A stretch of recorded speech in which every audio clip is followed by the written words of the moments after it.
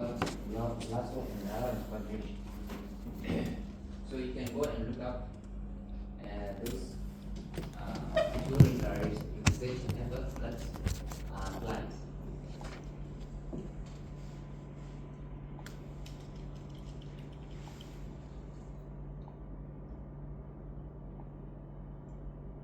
So what you need to remember here is that regularization is intended for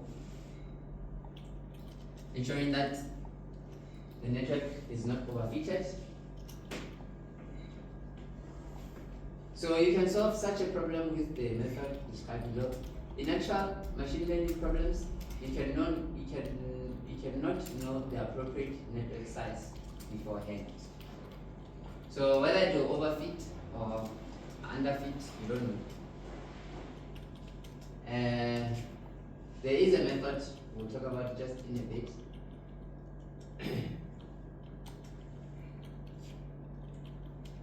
First, construct a relatively large network. We enter overfitting. Okay, relatively large network to work smoothly with training data. How do you know that your network is overfitting? It's overfitting if how can you training data? It's with the training data, you predict the hand, okay? Classify hand. But when you bring data that it has never seen, it starts messing up, okay? So we know that it works with training data because it's only fitted to the training data. It's strictly knows the training data. So we don't want it to be like that. We want it to learn from just learn the concept only from the training data and still be general enough to be able to classify something that it has never seen before, okay? So if it's overfitted, it will usually work with the training data. Then to prevent overfitting, so you overfit, then to prevent overfitting, apply more than one regularization method, to improve generalization performance on the new data set, such as other test data sets. This can prevent or reduce the effect of overfitting because regularization 1 and 2 add penalty to the loss function. So adding a penalty is just like when you did your reinforcement learning. When it makes a mistake, you add penalties. Again, if it's doing well, you add rewards. All right. Yes. All right. So both L1 and L2 regularization can be used for neural networks, but L2 is used more frequently. Then there are methods such as dropout to regularize neural networks. So to add regularization, you will add either L1 or L2 with the parameter at the end. You do this when you are actually doing a convolution. Sometimes you remember you can do 1D convolution or 2D convolution. So within the parameters, one of the parameters can add is the regularize. Okay. So this is your convolutional layer. This is the fully connected layer, which is the top. So now we talk about the loss function. So in the previous chapters, we have learned about many activation functions like ReLU, sigmoid, tangent, arctangent. So some of the activation functions like ReLU use hidden layer in the middle of the neural network to add non-linearity or complexity.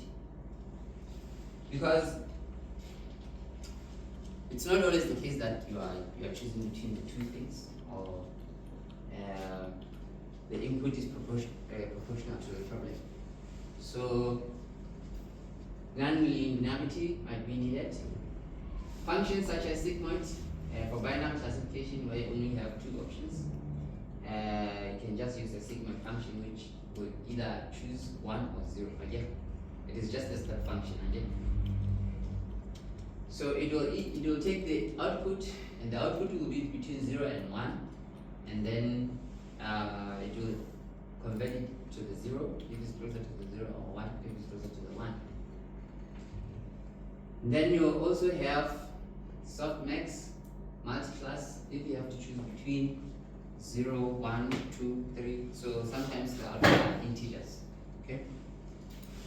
So This pertains to the activation functions. This could be in your architecture of neural network.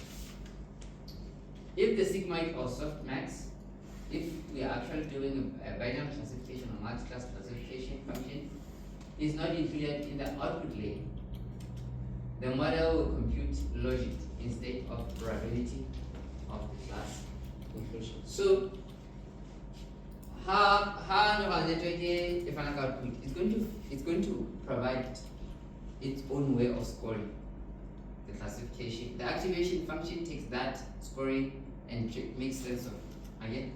So if it's a binary classification, like I said, it might be the score might be something between 0 and 1.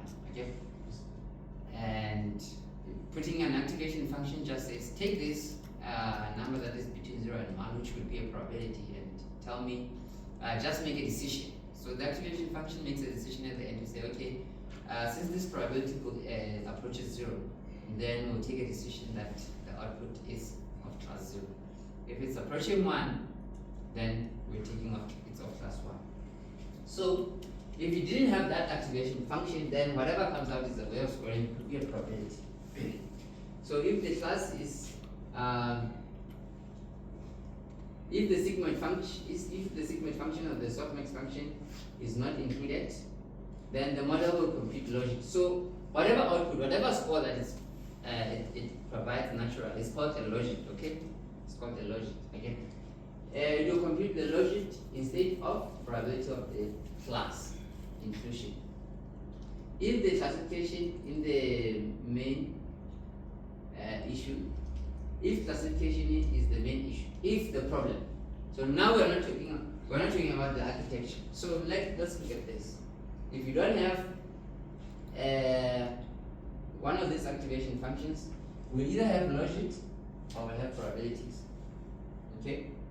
Another way, we're still talking about how we put or choose a loss function. We'll get to different loss functions. If the classification is the main issue, you could have two problems. You could have a classification problem or you have a prediction problem. Okay. So if what we are looking at, the neural network we are building is intended to do classification, solve a classification problem, right? You should choose a suitable loss function for model training according to the type of the problem. Okay, whether it's a binary or multi-class. So we now have three things. The problem, is it a classification or prediction? Is it a binary or multi-class at the end? Okay, and the type of output, logic or probability. So we have those three things. So the loss functions.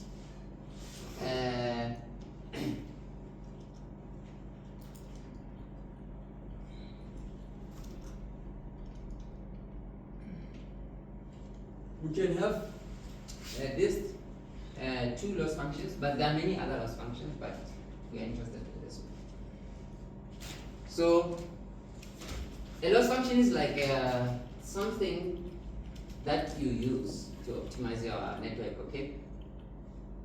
Again, sometimes we penalize the network when it's doing right, when it's doing correct. So in training, you will have what you eat, the intended output, and what this one is predicted. Okay. When you compare them, that difference is called a loss. Okay. And you can use different loss functions to detect the network. How far is it away from the correctness? Okay. So that's what the loss function is intended to in your network. So we have what is called binary cross entropy. It's a loss function for binary classification with one input unit. Then categorical cross entropy is a loss function for multi-class. So the moment we have binary classification, binary cross multi-class, multi-class. But then we still need to know whether the type of output is logic or probability, and if the problem is a classification or not. Okay. So the class API offers two options for categorical cross entropy loss, which is this one. We'll see that later. In one option, the label is provided in what called representation, like that. And in another option, an integer level, for example 2, in which case, if you look at this, it's actually 2.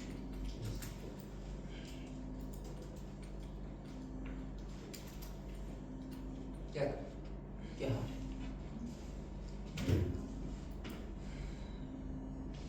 Yeah. Alright. So the following chart shows 3 loss functions usable in Keras for multi-class classification in one encoded, hard encoded, and integer labels. The 3 loss functions offer 2 options for receiving the prediction value, logic, or class encryption. So table in you want to a little bit complex. To simplify it, I'll give you a key. So something that you might want to understand here is the logic that you use to choose your loss function. So something that we'll also discuss in the test tomorrow.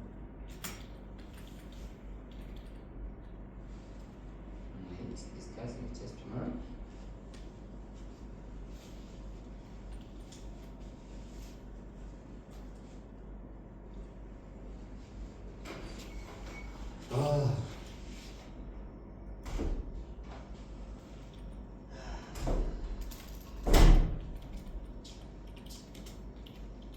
So I want to finish this class at maybe 1:30 or so.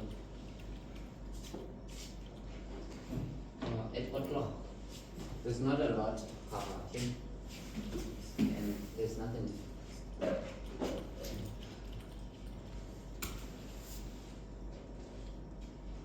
So when do we use one of these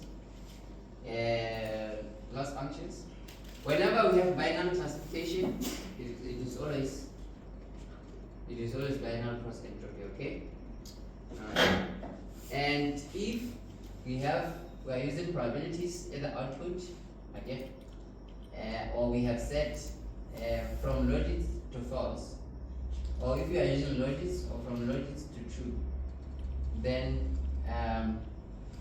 for binary the output will look like that, okay, in terms of the probabilities, and on the logits we'll have something like that. And if the problem is a multi-class, we can use this one or this one, okay? And for probabilities, if we have a categorical cross entropies, then we will need a representation for each one of them.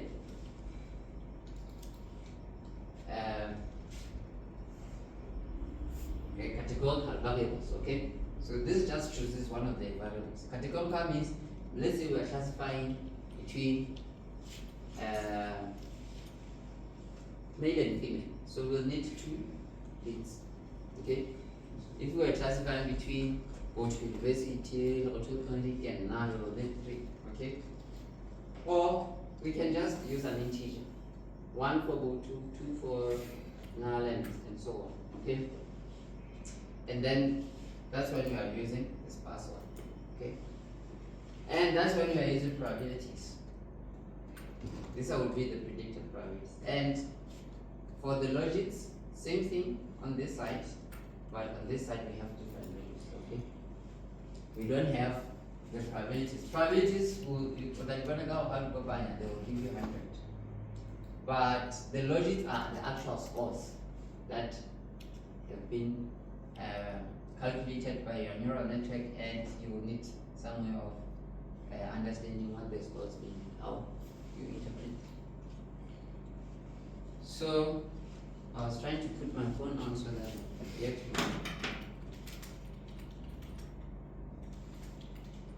effective authentication.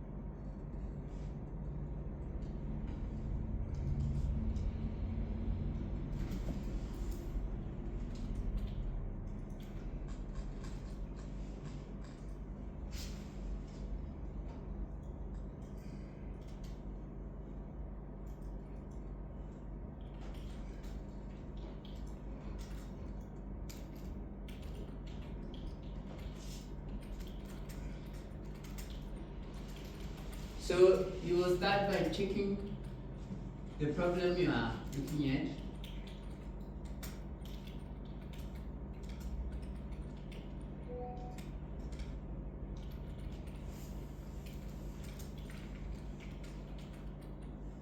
Classification,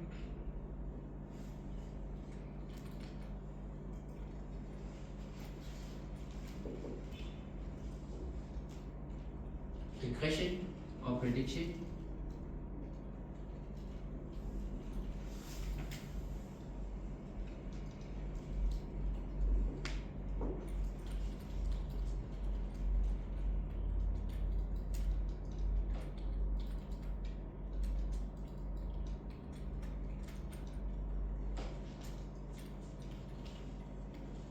so once you have the classification,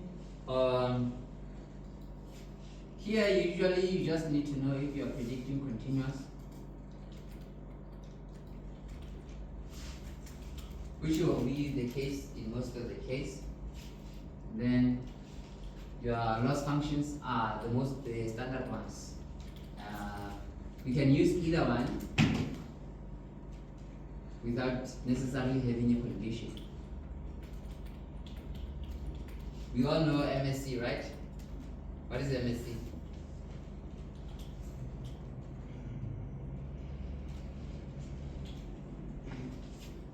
This one you should know.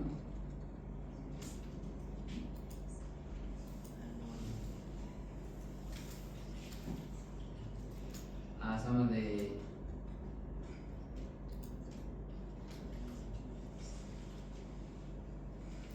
okay.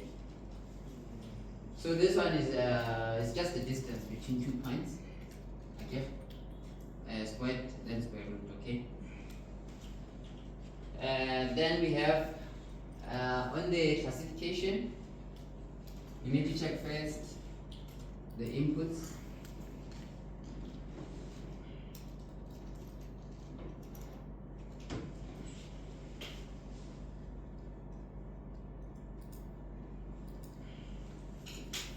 So your outputs here, this fits. If we are looking for just the binary output, either 1 or 2, or we are looking at multiple classes. Okay, so here if it's greater than 2, output, right? Then if it's just 2 classes, which is this case, right? And then here we can just use the binary. And then here we also check what is being used, probability of. So depending on whether we have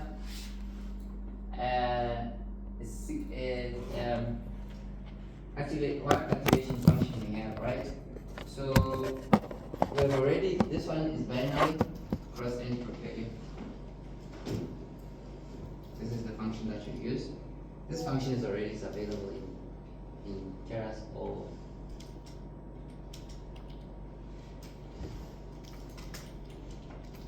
so here we have one of these two sigmoid, or we'll have what? Softmax again.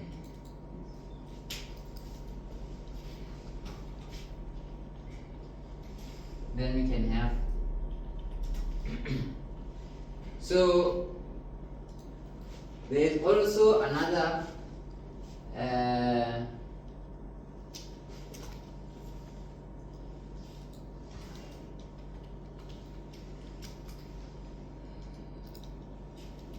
so we'll have what in project, which is this one, or we use this one. So this will be categorical.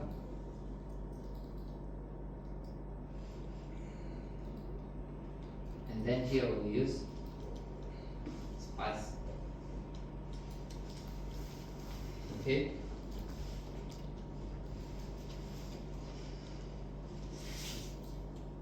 Alright.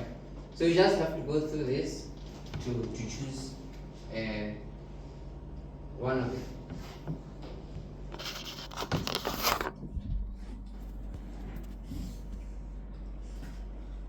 Actually, this one is for the soft max, and here we have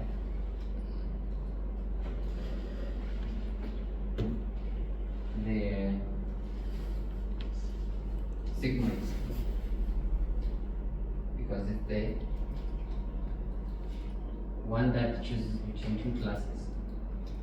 And so this one will be binary cosine.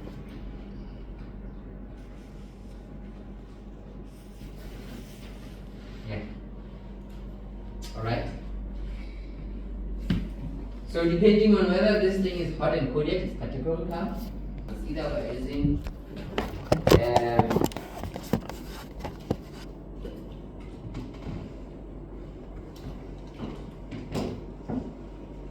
so both of these will be multi-class already. Now we just have to choose whether we use this one or this one based on the encoding. Alright?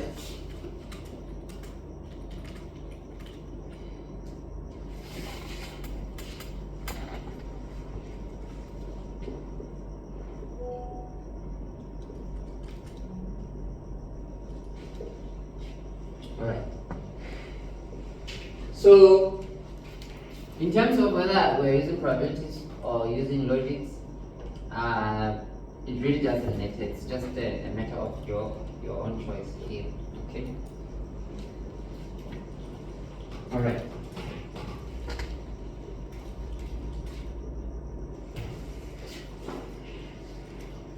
Okay. Yeah.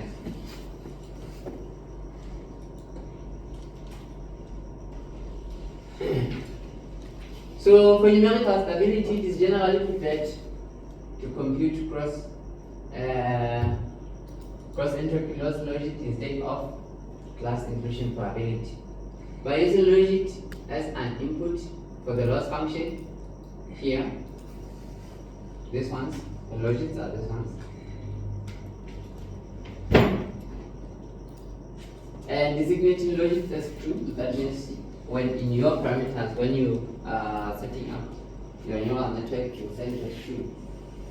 The corresponding TensorFlow function will more efficiently compute the derivative of the loss function. Okay?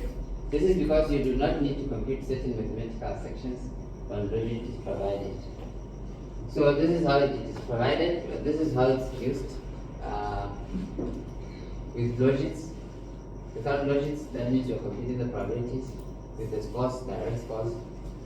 So you will see the results will always differ.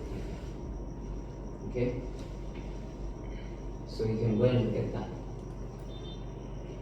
So that's everything about the convolutional neural network that I wanted to discuss. So this is actually doing the same thing but in TensorFlow instead of using the Charles library. So you can go and run that code and see what it does. Okay? So recurrent neural networks. So we have been working with images or videos. Okay? When we're making a video, we can use convolutional neural network to classify or detect. So some of the applications, motion detection. Okay? You can detect. So if you have a camera sitting there, okay, it's taking a picture of me, again, the video is moving at 30 frames per second, right? You'll capture a frame, and then you capture the next frame, and then you calculate the difference between the two frames, okay? Then you can actually see, now, from the first frame and the second frame, what has moved, what has changed, okay? Then you can actually detect motion. Okay, so you can use this neural networks, the convolutional neural networks, because you'll be working with two You can also use recurrent neural networks to process information, videos, or audio, but mostly temporal data. So RNNs are actually deep neural network commonly used with sequential data. So, but by the way, people who do financial data will usually use that. In a sequence, there's an implicit ordering. Steps are time ordered again. But when you're talking about pictures, we just give you a picture. We want you to tell us whether there's a dog or there's a stone in that picture. So you can classify, oh, this is a picture of a dog, this is a picture of whatever. We need a model that can take into account auto correlation. Okay. So example of sequence data, these are some of the signals that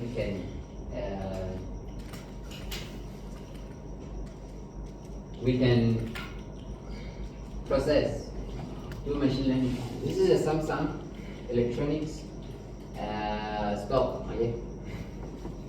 And then you can see how it changes over time. Alright? So you can predict whether it's gonna go down or up using a RNN. So with the RNN, you have the input layer at the bottom. Something goes in at this point in time. At t-1, we had a certain input.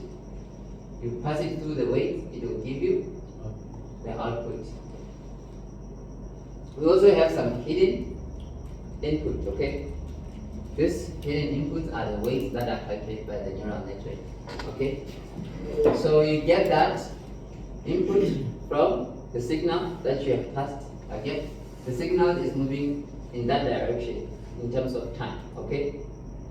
So this will be the first element that you get, the stock at that time, the stock at that time. This will be the stock on Sunday, on Monday, Tuesday, and so on. The value of the stock at those different times, okay?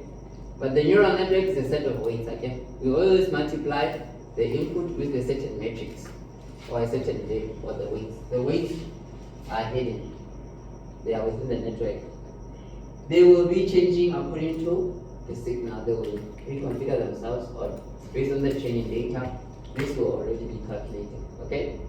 So if we are predicting the next, what would be the next, where the signal will go next, up or down, that would, based on this particular inputs that we are getting at this time, we will actually get whether the signal will go up or down. Do you understand the problem? How I'm framing the problem? Okay? Another signal here, we have an input at this time, okay? And then we have trained our data, our RNN based on this Samsung signal for over years. So it means we already have this hidden inputs, okay? Or at least we have the ones that we can stand for, alright? So we have a value of that, we have a value of that, we're looking to know whether this thing will go up or down, okay? And by how much. So we give it an input here, okay? And then we multiply that input with our model, which we have trained, which is H, and then we get the input. For this input, okay? Now, what you need to note that this weight is affected by whatever happens here, alright? Whatever happens here will affect our next value. So when we process the next value of the signal, again it's a signal, it's moving. Take another value, whatever we are inputting here has been changed by whatever entity. You understand? You want to machine there? Are you sure? Okay. Alright. Hey, what's on there?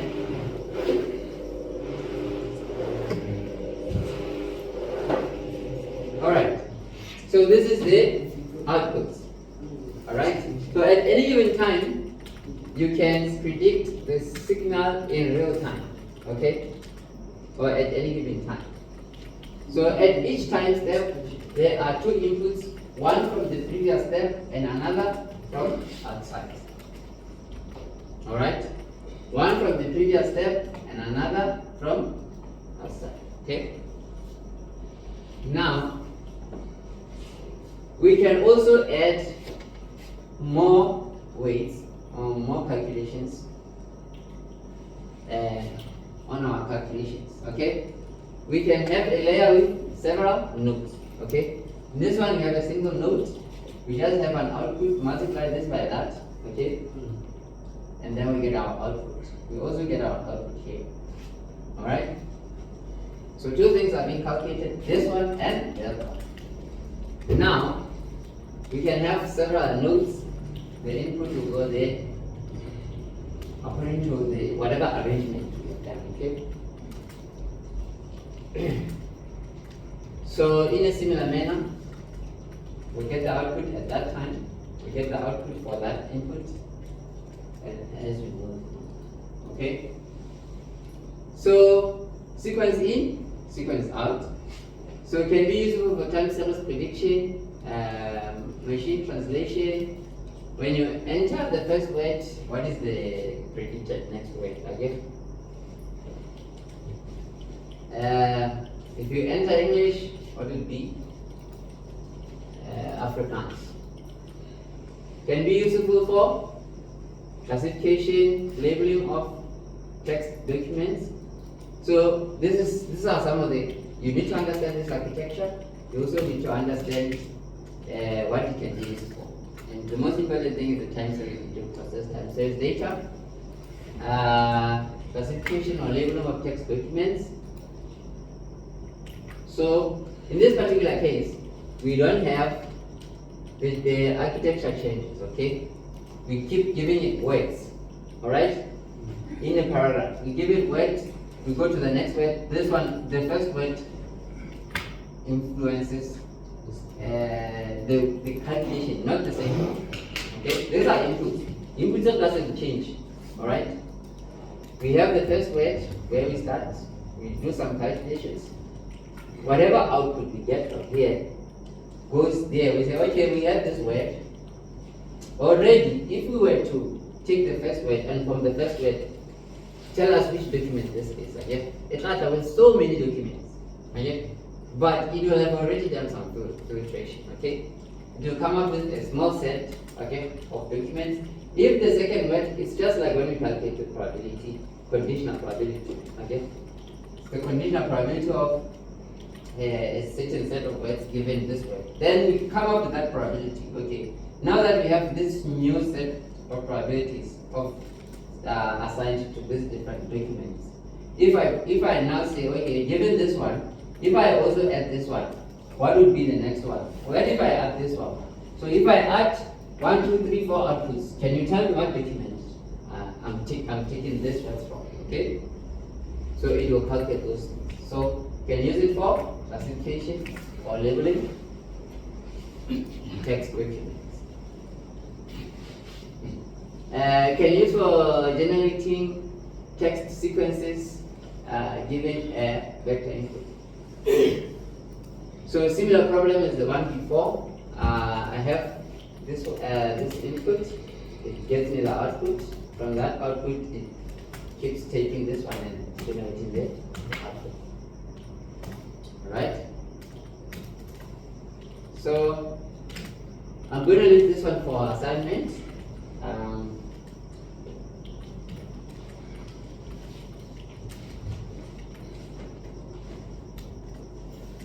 But the long short-term memory just adds the scope. It prevents RNN from hallucinating, okay? If we are processing one by one, this will only be influenced by that, this will only be influenced by that. But the long short-term memory tries to have a window in which the calculations is done, okay? So in that way, it tries to make sure that it provides the neural network with the perfect size, window size, to say, make sure that your input is always forward, not one way, okay? So it uses this formula. So I won't go into detail about the long and short. Right. So I don't know what happened to this slide. I thought it was mine.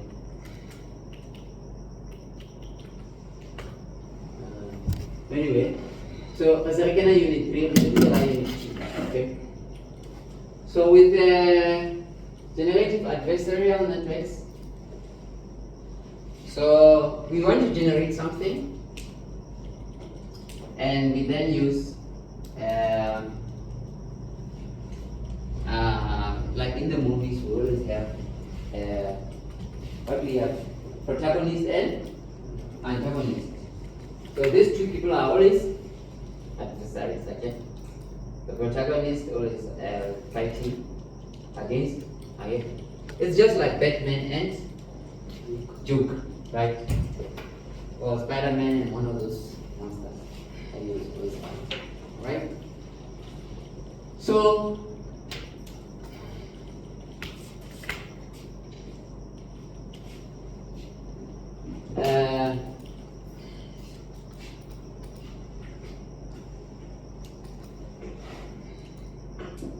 when we talk about generative adversarial networks, we are always talking about encoder, okay?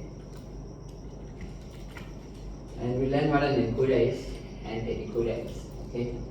And how we just have some little history about that. Generative adversarial networks. We'll just have a small exercise, but we'll skip the exercise. We'll just talk about it here. Okay. So the whole theory behind, or the whole formation or conceptualization, formation or derivation of GAN. GAN is what you guys have seen people use on the internet to generate pictures. Like you know, when ChatGPT says, "You get a picture," right? So this is the technology behind that. So it's not only an LLM anymore. It also generates. It's able to generate text. Okay. It's also be able to generate images and videos, stuff like that. It started from text, where we were doing text generation. So when we were doing LLM chapter, we talked about how it understands text, but also how it's able to generate text. Okay? Now it can now generate close to almost anything. Okay, using the concept of the encode. Okay. So what is an encoder? All right. So an encoder is something that gets an input and provides a certain representation of the same thing. Okay, I give you information and then you encode it, and it's all done in a different format. All right. When in the World War I and World War II, they would use encoding to hide communication between two allies, or encryption. The encryption is about hiding the message, all right? But if you figure out the encryption keys, you find the messages. The messages are still encoded inside. So encoding and encryption is two different things. Encryption is about scrambling it in a way that you can reverse it so that it can appear in clear text. All right? It's hiding, it's privacy. All right? Encoding is trying to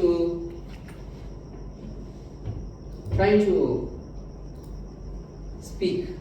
The two of you are speaking using a certain syntax that I don't understand.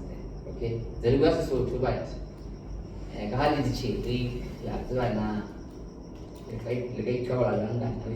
have encoded your message, okay? The meaning, if someone can come and decode what you guys are saying, he could explain to me, no, this is what they're saying. This one means that, this one means that. But in encryption, nothing means anything. You just get the text, you don't even know what it is. You get a key, you use an encryption algorithm to scramble it. Encoding is actually words, the words that would normally mean something. When you see them on the other side, only a person who knows the encoding algorithm can read. So encoding is, so compression is one way of, is another form of encoding. Okay, you can compress information and decompress information. So compression, how to it as if you're actually encoding. Okay. Sometimes when you have a file, you have it in a text format, and you can convert that file into hex or 64-bit hexadecimal format. Okay, images are usually encoded, so that is encoded. Okay? So a basic encoder cannot generate new data, so the data is not new, but its underlying mechanisms helps understand the generative adversarial matrix. So the encoder doesn't actually generate any new data, alright? But the concept behind GAN is centered around the encoder. So encoder, we are generating information from nothing, okay? A deep fake, a fake image. An encoder does not do that. The main objective of GAN is to synthesize, come up with something, generate the new data with the same distribution as the training data set. The training data set has a certain signature. It looks in a specific way, how it's distributed. So we're trying to generate new information, but using the same distribution, the same signature. Since the original form of the GAN does not meet labeled data, it is considered an unsupervised learning. So GANs are unsupervised learning method of neural networks. The original GAN extension can be seen both as unsupervised and supervised method. Alright? Alright. So the encoder can be used to compress the data by dimensional reduction. PCA is one of the ones that we did. It is composed of semantic encoding and decoding parts. So we have input, it has 4 parts, 1, 2, 3, 4, and then we pass it through an encoder. The encoder only gives us 2 outputs with compression. Same information, but now compressed. Okay? And then the decoder takes this and then decodes. So in most cases, because there will always be a loss, whatever we get there, we're expecting that it will be similar to X. We can very much approximate it to X. The number of inputs, number of outputs create a number of nodes in the hidden layer. So this part is the hidden layer. The output of the encoder is also the input of the decoder.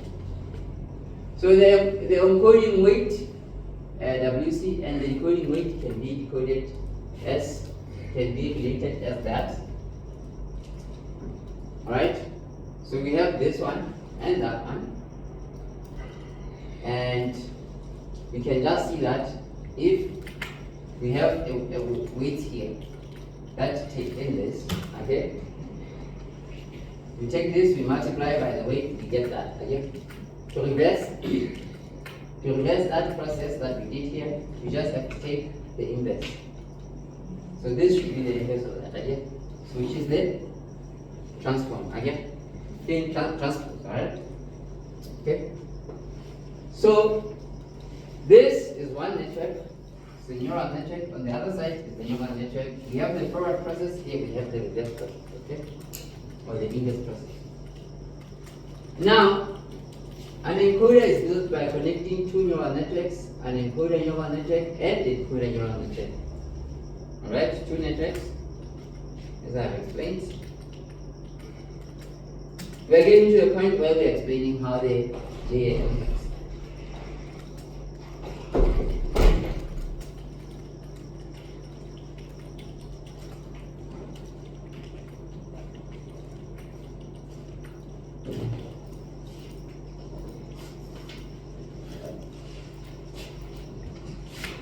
Okay, now, an encoder neural network encodes dimensional vector Z,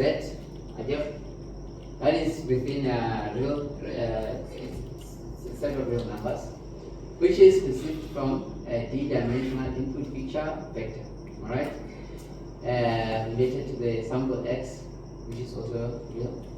In other words, the encoder role is to learn how to model z. The encoded vector z is called a latent vector or latent feature expression. Generally, the dimension of the latent vector is smaller than that of the input vector. It can be said that the encoder compresses it. It's exactly what we just said. The decoder decompresses x from low dimensional latent vector z. The decoder can be considered as a function which is the inverse of z. Okay? So it takes z in, reverses what has been done. Okay? So we have x, okay? So the neural network encodes P, I get dimensional vector z, okay, which is received from dimensional input. So we have an input feature, okay, and it gets encoded. So this is the input feature, then from that we get z. Then from the z is called the latent vector, which is the hidden state. And then it becomes the input to then the second network. So here's our input. We do something to it, we get the latent vector. From the latent vector, we do something to it. The encoder, here is the function. The function of the encoder takes the z, produces that. Okay. So you have seen how images like this have been generated on the internet. So we talked about how it uses the distribution. And distribution is just normal distribution as we did start from our statistics. Okay? So once the encoder is changed, you can reconstruct it from x. And the encoder is the definitive model.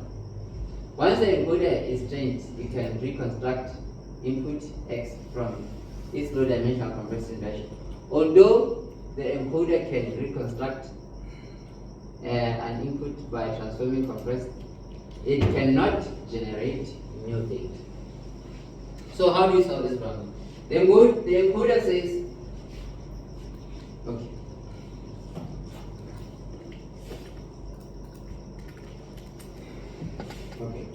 so let's assume a generative neural network that generates output image x from input, alright?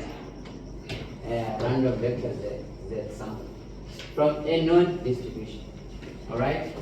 So this is called generator G, okay? The generator G generates x and is generated output, okay? Then suppose the model objective is to generate images of faces, buildings, animals, blah blah. Okay. So the generative operations were introduced by these guys. Okay. So we have nothing, noise. Okay. We start from a normal distribution data. We just generate data from a normal distribution. If you take a normal distribution and you use a random number generator, that is Gaussian. You start generating what we call Gaussian noise. Okay. We are using a random generator based on a normal distribution. We'll start from noise, okay? Then we want to come up with a banknote. We want to fake, alright? So this guy will do the generator, which is the encoder. Try to generate, say, okay, I have this, but I want to come here. So let me take this as input. Try to generate this one. Okay, it will go, let's try. And then there's another guy here. He will try to take this and decode, okay, and see if it's real or it's fake. And then, if it's real money, then this guy has finished his job, okay? If this guy thinks it's real money, then this guy has successfully faked this one. If this guy can still see that it's fake, right? then this guy will try again. Alright? Alright. So we'll have this guy generate something, an image, okay? This guy will try to encode, but we will also give this one the actual image so that he can compare, alright? And then we can see if what is being generated is actually real or fake. Alright? So the objective of the discriminator is to take this guy, and compare them. Okay? He can simply take the distance, the difference between these two. Take this first pixel and take that first pixel and see if there are any differences. Okay? Take this pixel and so he will try to see if there is a difference between these two. So it's just this one subtracting of this one. Okay? Alright. This one is trying to generate something that is as close to this one as possible. So he also has an equation that maximizes the potential for this one to come out looking like this one. Alright? So the objective function of the JN, okay, in the original thesis of the person who came up with it, the objective function is they are trying to come up with this, optimize this equation. Okay, it's called value function. Okay, this can be considered compensation. So you need to maximize this value of the discriminator D, okay, and minimize the value of the generator G. So we try to, this one try to make as little error as possible. Yeah, no, maximize the error as maximum as possible. So they are using the exact same formula, but this guy is trying to minimize it. Okay, this guy is trying to make sure I see what I'll talk about the biggest differences. This one is trying to find the biggest differences. Okay, this one is trying to generate the smallest differences. All right, same formula. So this is the probability that shows whether the input simplex x is real or fake, and then show E of log D of x shows the expected value of the expression in the bracket in regards to the sample. So we have these two complex